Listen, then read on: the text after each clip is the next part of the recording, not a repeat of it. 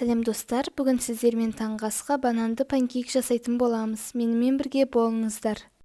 Ол үшін ең алдымен ыдысқа бір жұмыртқаны жарып, оның үстіне бір ас қасық қант салып, жақсылап араластыратын боламыз. Енді бір бананды алып, оны видеодағыдай қолмен бөлетін боламыз. Қазір оны шанышқының көмегімен еземіз.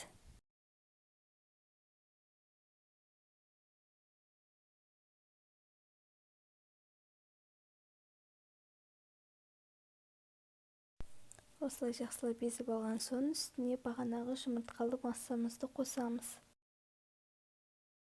Енді оның үстіне 200 мл сүт құямыз. Үстіне 3 ас қасық сұйық май қосып, жақсылап тұрып араластыратын боламыз.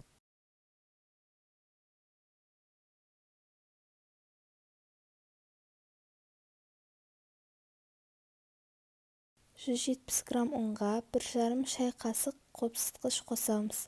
Кейін оны осылай илейтін боламыз және илеп болған соң жақсылап тұрып біркелкі масса болғанша араластырамыз. Міне осылай болып шығу керек. Табамызды қыздырып алған соң шай отта осылай 2 қасықтан салып, 2 жағынан пісіретін боламыз. Бұл менде антипригарный таба, сол үшін мен май жақпаймын, ал егер сізде ондай болмаса, май жағу керек, себебі жабысып қалады.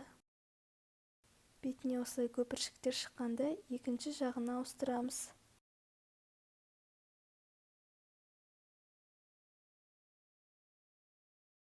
Бір-екі минуттан кейін екінші жағы да пісіп болады.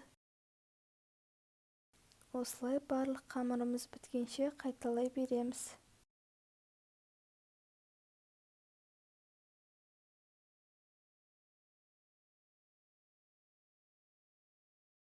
Міне біздің таңғы асымыз дайын. Ас болсын және де қасына банан салып беруге болады. Менің каналыма тіркелуді ұмытпаңыздар, және де лайкпен қолдап жіберіңіздер.